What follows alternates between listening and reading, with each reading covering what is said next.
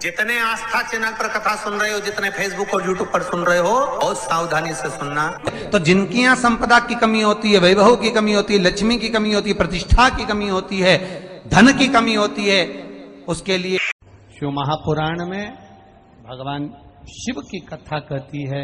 शिव महापुराण में भगवान शिलाद के पुत्र नंदीश्वर का वर्णन करते हुए कहते हैं कि हे नंदी, मैंने तेरे गले का स्पर्श किया और स्पर्श कर कर तेरे गले के सारे विष को मैंने निकाल लिया, खींच लिया। सुनो, तुम्हारे नाम को लेकर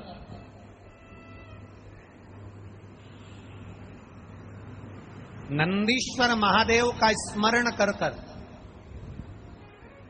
जिसके कंठ में, गले में, शरीर में बड़ा रोग हो जाता है, बहुत बड़ा कोई रोग हो गया, जैसे सहज भाषा में कहें कोई बहुत बड़ी बीमारी, बहुत बड़ा रोग, बहुत बड़ी अगर बीमारी, बहुत बड़ा रोग शरीर में हो गया, कोई लीवर, कोई किडनी, कोई कैंसर जैसा भी रोग हो गया, तो शिव महापुराण की कथा कहती है एक दुर्वा, कितनी दुर्वा?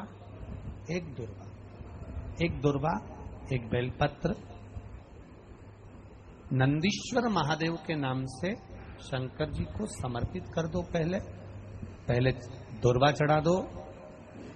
जैसे आपके पास में दुर्वा हो तो पहले शिवलिंग पर दुर्वा चढ़ाओ और दुर्वा चढ़ाने के बाद में फिर बेलपत्र समर्पित करो और समर्पित करने के बाद में धीरे धीरे देवाधिदेव महादेव पर जल का पात्र से, तांबे के कलश से धीरे धीरे शिव जी को जल समर्पित करो।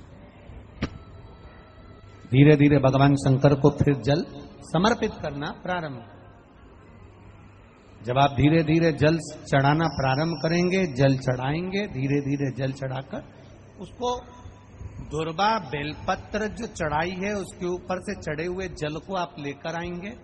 नंदीश्वर शिव जी का नाम लेकर, नंदीश्वर महादेव का नाम लेकर उस जल को किडनी, लीवर, कैंसर जैसे बड़े बड़े रोग जिसके शरीर में हो गए हों, उसको मात्र आधे से आधा चम्मच जल भी रोज प्रतिदिन दुर्वा बेलपत्र चढ़ाने के बाद जो चढ़ाया गया जल है उसको लाकर पिलाएंगे।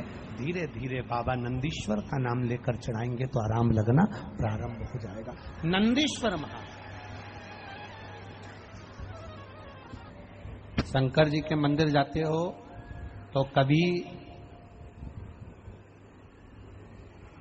आपको एक बात कही थी कि जब बहुत ज्यादा टेंशन हो, बहुत तकलीफ हो, बहुत कष्ट हो, बहुत दुख के समय अगर बहुत टेंशन में अगर जीवन निकल रहा हो तो कहाँ बैठने का कहा था? नंदी के पास। और क्या देखने का कहा था? शिवलिंग का दर्शन। क्यों कहा, किस लिए कहा?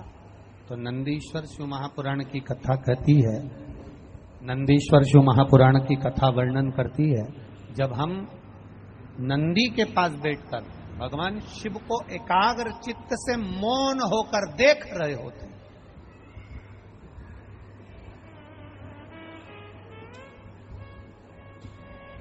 तो मेरे भोलेनाथ नंदी के ताप को, नंदी के दुख को जैसे समाप्त करते हैं,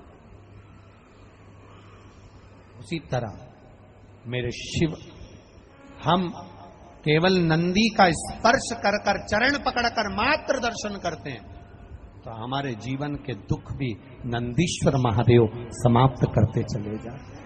हमारे जीवन के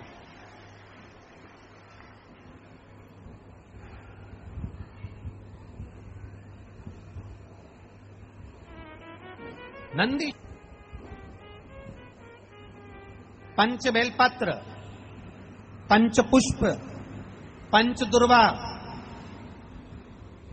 और पंच पात्र जल,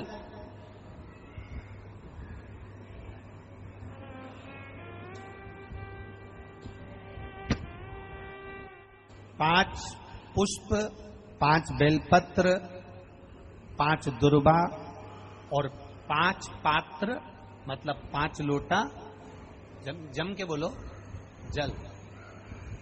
ये कोई साधारण नहीं। पंचबेल पत्र के साथ पंच पुष्प के साथ, पंच दुर्वा के साथ, पंच पात्र जल के साथ। ये सहजता नहीं है।